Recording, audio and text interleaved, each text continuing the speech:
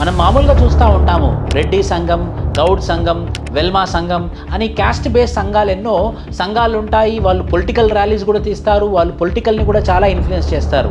వీటినన్నింటినీ control చేయడానికి Uttar Pradesh government అయితే ఒక 10 డైరెక్టివ్స్ ఇచ్చిందనమాట.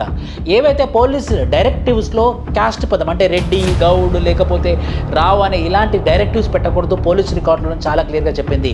పొలిటికల్ ర్యాలీస్ చేయకూడదని చెప్పింది, పొలిటికల్ పార్టీస్తోని అఫిలియేషన్ కాకూడదని చెప్పింది, పొలిటికల్ క్యాస్ట్ బేస్డ్ బోర్డ్స్ పెట్టుకోవద్దని చెప్పింది, ఏదైనా వెహికల్స్కి క్యాస్ట్ అసోసియేషన్ ప్రెసిడెంట్ అని పెట్టుకోకూడదని చెప్పింది. ఇలా క్యాస్ట్ బేస్డ్ పాలిటిక్స్ని తక్కువ చేయడం కోసము, క్యాస్ట్ బేస్డ్ డిస్క్రిమినేషన్ తక్కువ చేయడం కోసము 2 సంవత్సరాలలో ఉత్తరప్రదేశ్లో ఎలక్షన్స్ ఉంది కాబట్టి ఇప్పటి నుంచే ఈ క్యాస్ట్ మీద ఏదైతే ఈ డిస్క్రిమినేషన్ కానివ్వండి లేకపోతే క్యాస్ట్ బేస్డ్ పొలిటిసైజేషన్ కానివ్వండి జరగకుండా నేషనల్ యూనిటీని ప్రమోట్ చేస్తూ, దేశాన్ని ప్రమోట్ చేస్తూ, మనుషులను ప్రమోట్ చేస్తూ ముందుకు వెళ్ళాలని చెప్పేసి ఉత్తరప్రదేశ్ యోగి గవర్నమెంట్ అయితే ఈ 10 డైరెక్షన్స్ అయితే ఇచ్చిందని చెప్పుకోవచ్చు. ఇది చాలా మంచి పరిణామము.